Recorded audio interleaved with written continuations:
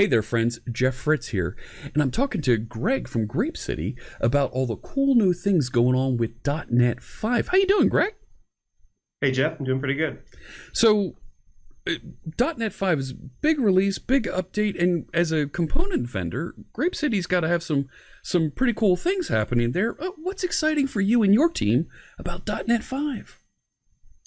Well, for us, .NET 5 is perhaps the most exciting thing that's happened in the .NET world for like the past decade, especially for .NET development or desktop .NET development. Okay. Because as a component vendor, we're still seeing a lot of developers and enterprises working with desktop technologies like WinForms and WPF. Sure. And since those platforms matured like 10 plus years ago, there's been very little needed to be done to them. But now with .NET 5, we can see some significant improvements, such as like the single executable app, the performance enhancements, and the unifying of the SDK primarily. Oh yeah. So when I think about folks building desktop apps, now they've got a new set of controls that are now .NET 5 enabled that they're going to be able to build and take advantage of with all the updates for those desktop apps. High DPI support, that must have been huge for you guys. Yes, and that the high DPI is probably the most visible feature support in our controls.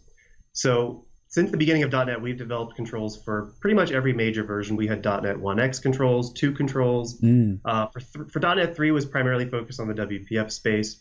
And then for 4, we had 4 controls. Our latest version is 4.5.2 okay, for our WinForms and WPF. And so for .NET 5, we're creating entirely new controls based upon .NET 5, so they'll be purely .NET 5.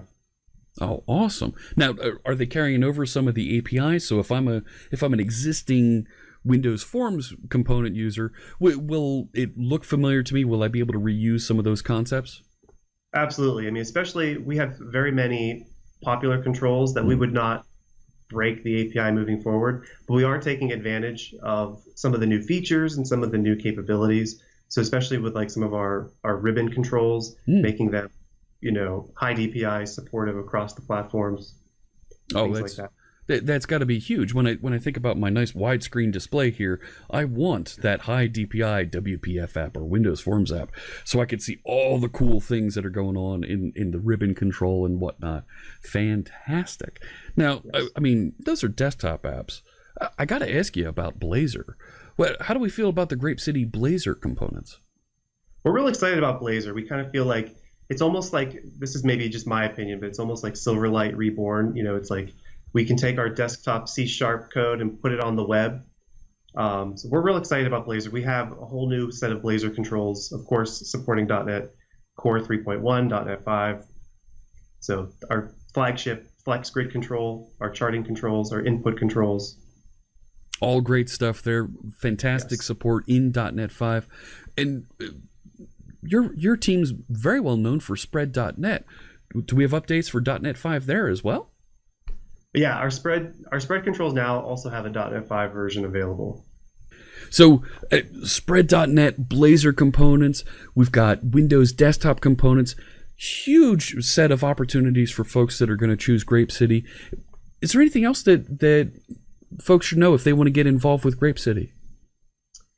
Well, I think perhaps the most exciting new feature for .NET 5 that relates to Grape City and all of our controls is this unifying of the SDK. Oh, okay. So with .NET 5, of course, as you know, they're unifying the different flavors of .NET. So no longer will it be .NET Framework, .NET Core, Xamarin. This will all be a single .NET. So not only is that making our lives easier as a component vendor, so not having to provide such different controls for all these different platforms, but it's definitely going to make developers and enterprises work a lot easier. So for example, someone who's developing like a WinForms or WPF application, they'll be more easily able to move that to another platform, such as Blazor on the web. Oh, yeah. Very cool. Well, gosh, Greg, where should folks go if they want to learn more about Grape City?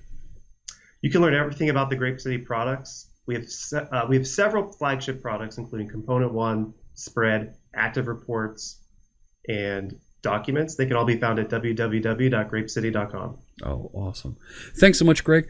Really appreciate you joining us as part of the Code Party here at .NET Conf 2020. All right. Thank you, Jeff.